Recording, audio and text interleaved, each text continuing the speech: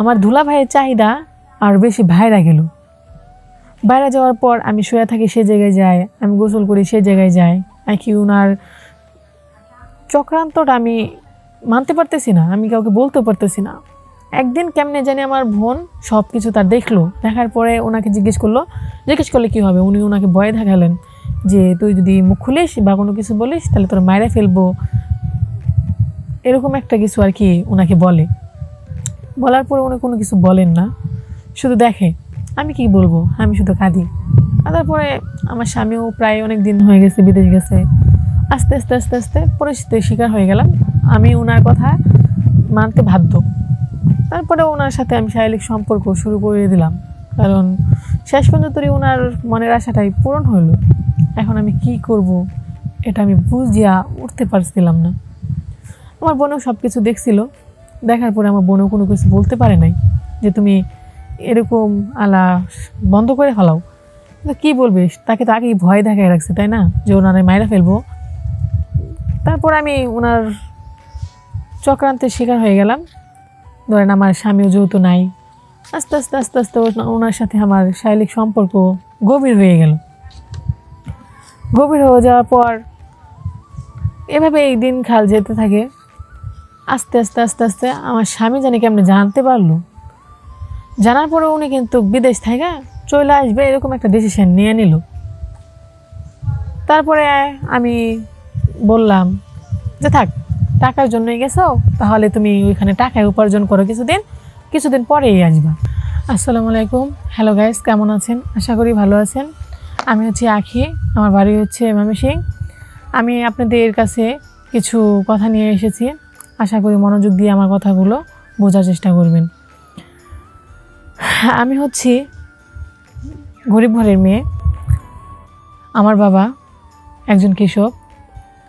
আমার গ্রামে একজন লোক ছিল, যেটার কারণে আর কি উনি আমাকে খুবই ডিস্টার্ব করতেন। আমি যখন স্কুলে যেতাম তখন রাস্তায় থাকার পরে উনি আমার সাথে সম্পর্ক করার চেষ্টা করেছিল। আমি তখন তার কথা এড়িয়ে গিয়েছিলাম, ওনার সাথে সম্পর্ক আমি করিনি। তারপর উনি চক্রান্ত করে আমার বড় বোনকে বিয়ে করছেন। বিয়ে করার পর ওনার দুষ্টুমিটা ফাজলামিটা অনেকটুকু বেড়ে যাওয়ার পরে উনি আমাকে প্রস্তাব দেন যে ওনার সাথে আমি রিলেশন করি। আগেও তো আমাকে প্রস্তাব দিয়েছিল, কিন্তু আমি রাজি হই নাই। না হওয়ার কারণে আর কি উনি আমার বড় বোনকে বিয়ে করেন। বিয়ে করার পর ওনার চাহিদাটার জন্য যখন মনে হয় যে আর একটু বেড়ে গেলো বেশি, তারপর আমি কারোর সাথে বলতে পারি না, শেয়ার করতে পারি না যে আমার সাথে উনি এসব বাজে বাজে কথা বলছেন, আমাকে বাজে প্রস্তাব দিচ্ছেন। আমি কাউকে কিছু বলতে পারি না, কেননা এখন সে আমার দুলাভাই হন। তার কথা আমি কী করে আরেকজনের কাছে বলতে পারি? বাট আমি আমার আম্মুর সাথে, আব্বুর সাথে বা আমার বড় বোনের সাথে বলতে পারি না যে তোমার স্বামী এরকম আমাকে বলতেছে। কারণ আমার আব্বু আম্মু যদি জানে, বাট আমার বোন যদি এগুলো জানে, তাহলে ওনারা খুব কষ্ট পাবেন। তাই আমি বিষয়গুলো ওনাদের কাউকে জানাই নাই। না জানানোর কারণে উনি ভাবতেছেন আমি যাতে ওনার কাছাকাছি থাকি। তারপর একদিন আমার বিয়ে ঠিক করে কোথায় আমি সেটা জানি না, যে কোথায় আমার বিয়ে ঠিক করতেছে আমি সঠিক বলতে পারবো না। তারপর দেখলাম যে আমারে বিয়ে করে নিতেছে যে আমার দুলাভাইয়ের ছোটো ভাইকে দিয়া আমার বিয়েটা, তার ছোট ভাইকে দিয়ে আমার বিয়েটা হচ্ছে, আমি ওনাদের বাড়িতে যাব। তারপরে আমি আর কি বলবো, তখন তো আমি সব কিছু বুঝতে পারতেছি না যে কি করব। এখন কি আমি আব্বুর কাছে বলবো নাকি না আমার আব্বু আম্মুর কাছে বলবো? আর যদি ওনাদের সাথে আমি সব কিছু শেয়ার বলি, তারা তো কষ্ট পাবে। সব কিছু সহ্য করে আমি বিয়েতে রাজি হলাম, বিয়ে করলাম। বিয়ে করার পর আমাদের সংসারে ভালোই থাকছে, কয়েকদিন ভালোই গেল। যাওয়ার কিছুদিন পর উনি দেখতেছে যে আমার সাথে কথা বলতে পারতেছেন না, বাট আমি ওনাকে পাত্তা দিতেছি না। তখন সে চক্রান্ত করে আমার স্বামীকে বিদেশ পাঠিয়ে দিলেন যে তুই বিদেশ চলে যা, এখন তো তোদের 2 জন হয়েছে, তোর বউ হয়েছে, কিছুদিন পরে তো সন্তানরাও আসবে, তখন কি খাওয়াবি? তা চিন্তা ভাবনা করে তুই বিদেশ চলে যা, কয়েক বছর থাকি, কিছু ইনকাম কর, পরে দেশে এসে কিছু একটা করবি। তারপরে বিদেশ চলে যাওয়ার পর আমার দুলা ভাইয়ের চাহিদা আর বেশি বাইরে গেল। বাইরে যাওয়ার পর আমি শুয়ে থাকি, সে জায়গায় যায়, আমি গোসল করি, সে জায়গায় যায়। আর কি ওনার চক্রান্তটা আমি মানতে পারতেছি না, আমি কাউকে বলতে পারতেছি না। একদিন কেমনে জানি আমার বোন সব কিছু তার দেখলো, দেখার পরে ওনাকে জিজ্ঞেস করলে কী হবে, উনি ওনাকে ভয় দেখালেন যে তুই যদি মুখ খুলিস বা কোনো কিছু বলিস তাহলে তোর মায়েরা ফেলবো, এরকম একটা কিছু আর কি ওনাকে বলার পরে উনি কোনো কিছু বলেন না, শুধু দেখে। আমি কি বলবো, আমি শুধু কাঁদি। তারপরে আমার স্বামীও প্রায় অনেক দিন হয়ে গেছে বিদেশ গেছে। আস্তে আস্তে আস্তে আস্তে পরিস্থিতির শিকার হয়ে গেলাম, আমি ওনার কথা মানতে বাধ্য। তারপরে ওনার সাথে আমি শারীরিক সম্পর্ক শুরু করে দিলাম, কারণ শেষ পর্যন্ত ওনার মনের আশাটাই পূরণ হলো। এখন আমি কি করব এটা আমি বুঝিয়া উঠতে পারছিলাম না। আমার বোনও সব কিছু দেখছিল, দেখার পরে আমার বোনও কোনো কিছু বলতে পারে নাই যে তুমি এরকম আলা বন্ধ করে ফেলাও। কিন্তু কী বলবে, তাকে তো আগেই ভয় দেখায় রাখছে, তাই না, যে ওনার মায়েরা ফেলবো। তারপর আমি ওনার চক্রান্তের শিকার হয়ে গেলাম। ধরেন আমার স্বামীও যেহেতু নাই, আস্তে আস্তে আস্তে আস্তে ওনার সাথে আমার শারীরিক সম্পর্ক গভীর হয়ে গেল। গভীর হয়ে যাওয়ার পর এভাবে এই দিন খাল যেতে থাকে।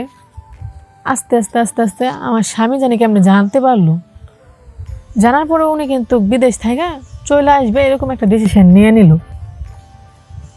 তারপরে আমি বললাম যে থাক, টাকার জন্যই গেছো, তাহলে তুমি ওইখানে টাকায় উপার্জন করো, কিছুদিন পরেই আসবা। কিন্তু আমার দুলাভাইয়ের দিকে আকর্ষণ এখন বেড়েই চলছে, কারণ আগে যেহেতু তার আমি পাত্তা দিই নাই, কিন্তু এখন তার সাথে আমি শারীরিক সম্পর্ক করতে করতে আমার তো ওদিকেই গভীরতা হয়ে গেছি। এখন আমার স্বামী যেহেতু গেছে, তা থাক, আমার দুলাভাইকে দিয়ে ভালোই আছি। তাহলে এখন আমি যে কোন পর্যায়ে চলে যেতেছি সেটা আমি বুঝতে পারতেছি না, যে আমি এখন কি করব। আমি কি আমার স্বামীর কাছে সব কিছু বইলা দিব, ওরে কি দেশে নিয়ে আসবো, নাকি না দুলাভাইয়ের চক্রান্তে থাকবো। এখন তো আমার আপু তো সব কিছু জানে যে উনি যে আমার সংসারে আছেন বা আমার সাথে শারীরিক সম্পর্ক করতেছেন, এখন আমি কি করব। আমি এটাকে কিছুই বুঝতে পারতেছি না যে কি করা উচিত। আমি সব দুলাভাইদেরকে বলি, নিজের একটু ভোগের কারণে, নিজের একটু ইচ্ছের কারণে কখনো শালিকাকে নিজের ভোগের শিকার করেন না, কারণ সেটা মাথায় রাখবেন যে ও কিন্তু আপনি ছোট বোনও হতে পারতো। একটা শালি মানে ছোট বোন। আপনি ছোট বোনের দিকে কি আপনি কখনো কোন নজরে তাকাইবেন? তাহলে কেন একটা শালির দিকে আপনি কোন নজরে তাকাতে হয়? শালিকে কেন ভোগ করতে হয়? দুলাভাই হচ্ছে বাপের সমান, বাপের বয়সী, বাপের মতো সম্মান দুলাভাইকে করতে হয়। তাই আমি প্রতিটা দুলাভাইদেরকে বলি, যাতে শালিদেরকে ভোগের চোখে না দেখে বোনের চোখে দেখো। কারণ মাথায় রাখবা যে এরকম একটা ছোট বোন তোমার ঘরেও আছে। আজকে যদি তোমার বোনের জামাই যদি তোমার ছোট বোনরা যদি এরকম একটা নীতিতে রাইখা দেয়, তখন তোমার কিরকম লাগবে? এরকম একটা পরিস্থিতি যদি ওরা না থাকে, তখন তোমার কেমন লাগবে? তাই সবার কাছে অনুরোধ, তোমরা কেউ কোনো সময় এরকম কোনো চাহিদা রাখো না, মনের ভিতরে পোষো না। আমি সবাইরই কই, যারা যারা ছেলেরা বিদেশ যাও, বউ রেখা আপাতত কোনো দিন বিদেশ যাও না, কারণ কখনো মানতেই পারবা না যে তোমার বউদের সাথে কে কখন ভাগের মতো ঝাঁপাইয়া পড়বো ওনাদের উপর। তখন তুমি কি করবা? ইজ্জত সবচেয়ে বড় জিনিস। মেয়েদের ইজ্জত হচ্ছে তার স্বামী সবসময় তার পাশে থাকুক, তাহলেই আর কোনো কিছুই প্রয়োজন পড়বে না বা কারো কোনো নজর এখানে আসবে না।